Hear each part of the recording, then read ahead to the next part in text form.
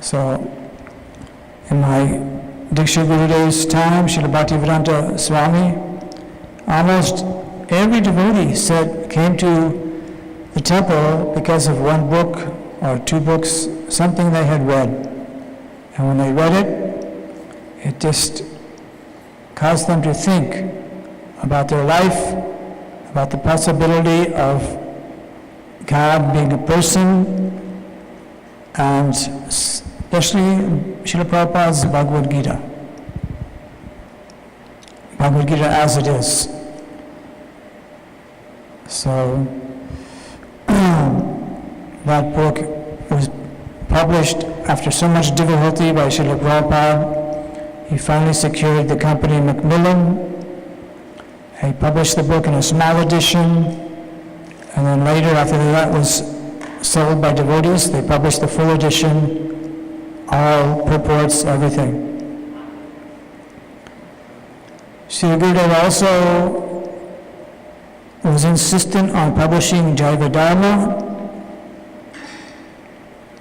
Jayavadharma, Gurudev said, I've read so many times. I have become such a powerful preacher because of reading this book of Bhaktivinoda Thakur. So Gurudev said many people were distributing books in Prabhupada's time, but they were not reading all the books. So we should read the books, understand them, and distribute them wherever possible. So this is the actual education. When Gurudev heard many disciples of Swami Prabhupada were going to universities, he was very unhappy actually. He said, what can they learn? Who will they associate with? But if they go to the school of Haridas Thakur, Rupa Goswami, Sanatana Goswami, Jiva Goswami, they will learn so much. And our spiritual master, Bhaktivedanta Swami Prabhupada, said, the modern university education is like a spiritual slaughterhouse. So many people go into universities and then all their dharma goes down the drain. Especially because of the atheistic mentality of the teachers, the administrators, and the school.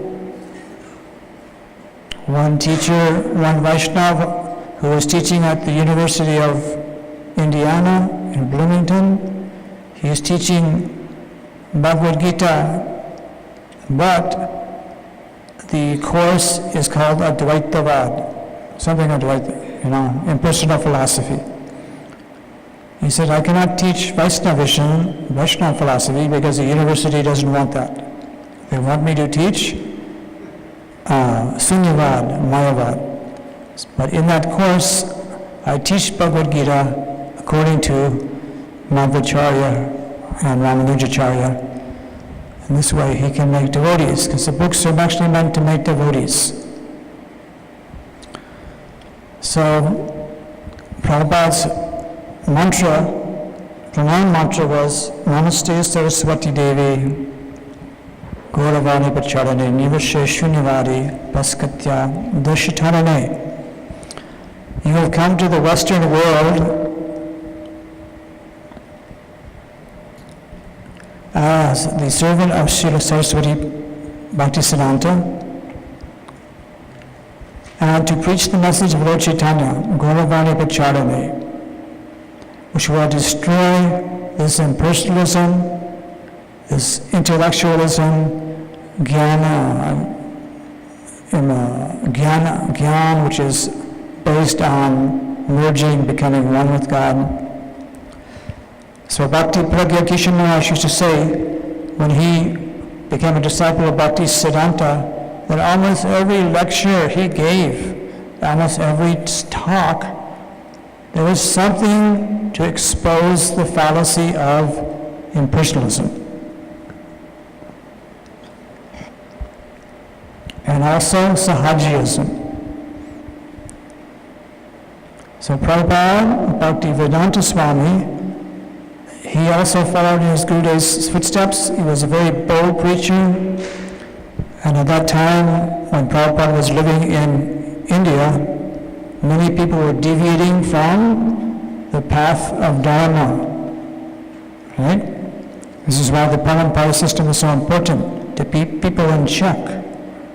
Because of false upstarts, bogus gurus, bhogi yogis, impressionist philosophers, and cheaters who are wearing saffron dress, just like at the time of Prithu Maharaj, he was performing Ashwamedh Yagna. So Indra, he is known as Shatakatru. Shatakatru means he has performed 100 Ashwamedh Yagna. So when Prithu Maharaj performed his 99th Ashwamedh Yagna, Indra became very disturbed. He's going to equal me. So he stole the horse. Or he actually, he didn't steal the horse, he made it so Prithu could not perform the Ashwamedh. And he appeared in a garb of a sannyasi, a Kapalika tantric sannyasi, and disturbed the whole sacrifice. They couldn't do it, couldn't complete it. So Prithu's son, Vijayadatswa, he went running after Indra, but when he saw him in a sannyasi dress, he wouldn't shoot his arrow. So then, again, Indra came up again and again and introduced so much cheating religion, false religion. So the false religious concepts were so closely tied to what people thought was religion, they became fooled. And they couldn't tell the difference between what is real religion and what is false religion. So then somebody was preaching in Bengal about Tarid Narayan. There's a poor man wandering in the street. Rather than serve Narayan, you should serve him. And then there's also Swami Narayan, somebody who is not God, claiming to be God. And so many people go in that direction. And we see also in Houston, so many followers of these different cults, claiming to be Vedantists, claiming to worshiping God, but they are not worshiping God, they are not understanding Vedanta, because they have deviated from the actual Parampara system of Veda Vyas through the lineages of the Parampara system. So what is our link to Krishna? Through Vyasadeva, through Narada, through Brahma, down to Madhvacharya, Madhvacharya, down to Lord Chaitanya, down to Nityananda, on down to Bhaktivinoda Thakur, Bhaktisiddhanta Prabhupada, Gurudev. So this is our life-saving connection to Krishna. If we deviate a little inch and go off without understanding properly, then we can start another cult. Gurudev said, after I leave, many people will fall away from Krishna consciousness. And our Srila Bhaktivedanta Swami said, don't be surprised who leaves Krishna consciousness, but be surprised who actually stays and fixed in Krishna consciousness. So, even the Bible says, many are called, but few are chosen. So, how to stay fixed at the lotus feet of Guru? One has to cry for his causeless mercy, and one has to read the books that he's written carefully. Srila Prabhupada said, if you don't read 11th canto, 12th canto of Bhagavatam, there's a good chance you will fall away. So we have to know the philosophy perfectly so that we can know who is a pretender and who is real. One of our sannyasis left his position and went to Radhakund, became attracted by a Babaji, and now he's given up his saffron cloth. So Gurudev's prediction is true. After he left, many people would slip and fall. Of course, when ISKCON was starting out and Prabhupada, Bhaktivedanta Swami left, almost all of his leaders fell. The whole movement was completely in pandemonium. But after Gurudev left, because he was so much emphasizing personal bhajan, personal application of sadhana with the goal of achieving Radha Darshan. So Gurudev was emphasizing, do your bhajan, chant, not just 16 rounds, chant 64 rounds. And even Bhakti Siddhanta, he said actually the householders should chant 64 because the sannyasis and brahmacharis, they're always preaching and chanting, doing something. Well, the householders, they're at a distance from that direct line of service. So he said it's actually more important the householders chant 64 rounds. So, Nam Bhajan is the principal limb of bhakti. By Nam, Krishna's name, you will get everything desirable. And Guru is delivering the pure name, chanting the Shuddha Nam. So we should pray for the mercy of Srila Gurudev, Srila Prabhupada, that we can also chant the Shuddha Nam, pure name of Krishna. And when that name reverberates in our mind, in our heart, it arrests all the wandering senses and keeps us completely in touch with the Supreme. So Sama Yukta, when the mind and the mantra are joined and become one, then that is actually Japa Lakshana. So the Guru gives you the beads and says, now chant this mantra. So our mind should merge, become one with the mantras we have received, and follow strictly and directly the instructions of Srila Gurudev, Srila Prabhupada to become fixed and loyal and grateful and responsible. We have to be responsible for maintaining the building that is present here, for pushing on the programs, the festivals, inviting people to come, pushing on our personal sadhana so that we are not deviated at all from our convictions, to chant purely, to understand all of what Gurudev has said and written, Bhajan Rahasya, Brahma Samhita, Jaiva Dharma, and other books he also wrote, especially related to Sahajism, in relationship to the jiva and its actual position. So it's such a important responsibility. I pray everyone can stay fixed in their service to Srila Gurudev, expand the number of members of the temple, enhance their service, their personal convictions, and satisfy Srila Gurudev and Srila Prabhupada with their behavior. Right? Because it's not just what you know, but how you act.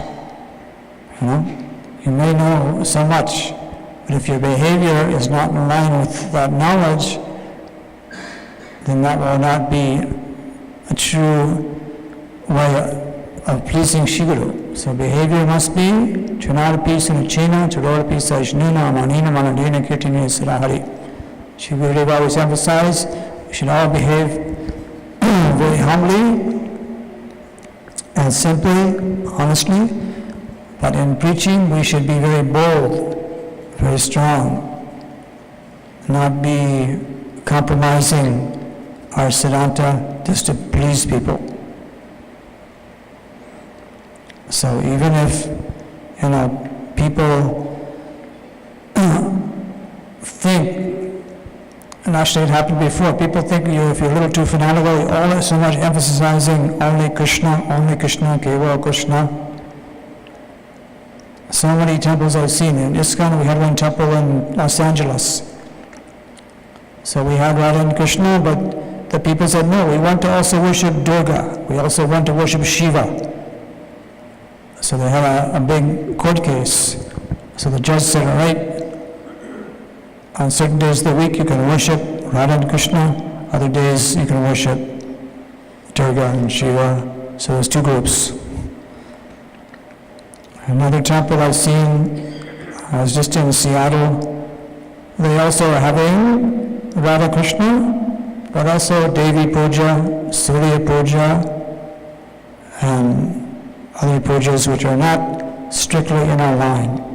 But to please people, to satisfy people, they are doing these pujas. But we should only satisfy who? Srila Gurudev, Srila Prabhupada. So therefore, we concentrate Gaurita Radha Krishna on Sitaram. No Devi Devata Puja. We can do outside the temple, but not in the temple. This is strictly for worshipping the Supreme Personality of Godhead. Prabhupada coined that term.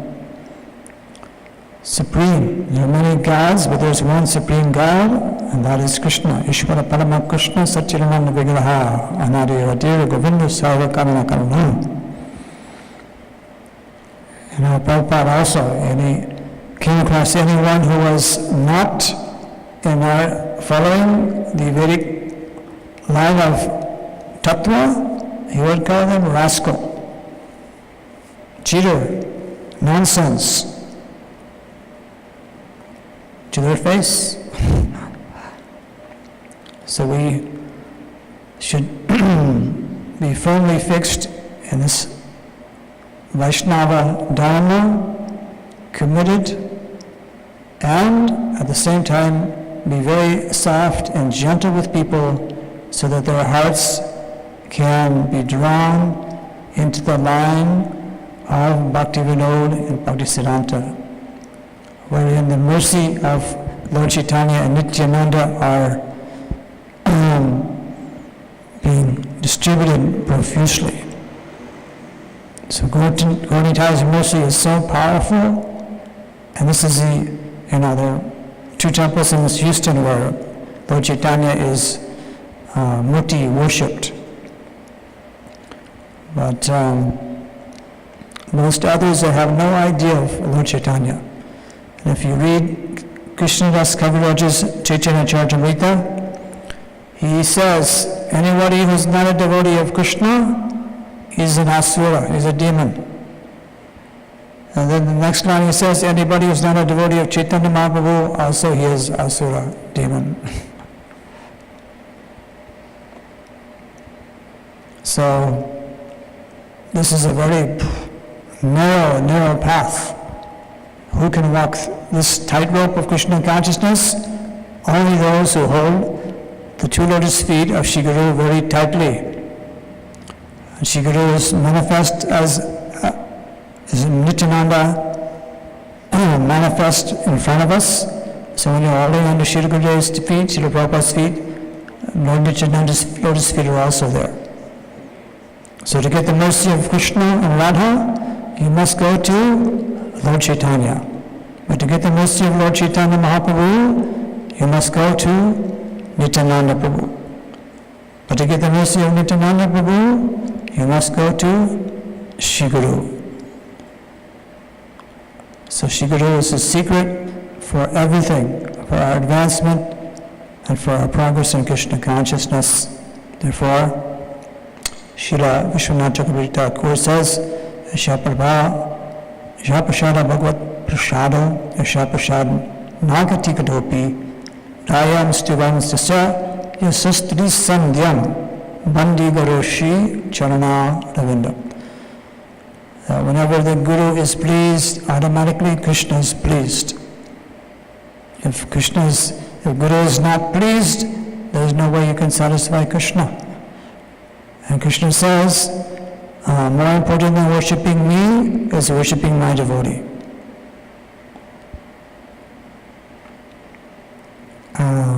So we should remember Guru's lotus feet at least 3 times a day, morning, noon, and night. But ultimately, if we can remember him at every moment, then our life will be fully successful. So,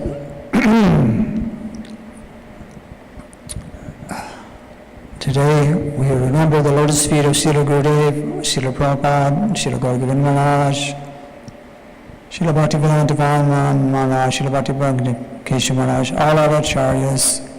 We pray that we can stay in the line of their words, please them by preaching and distributing their literatures,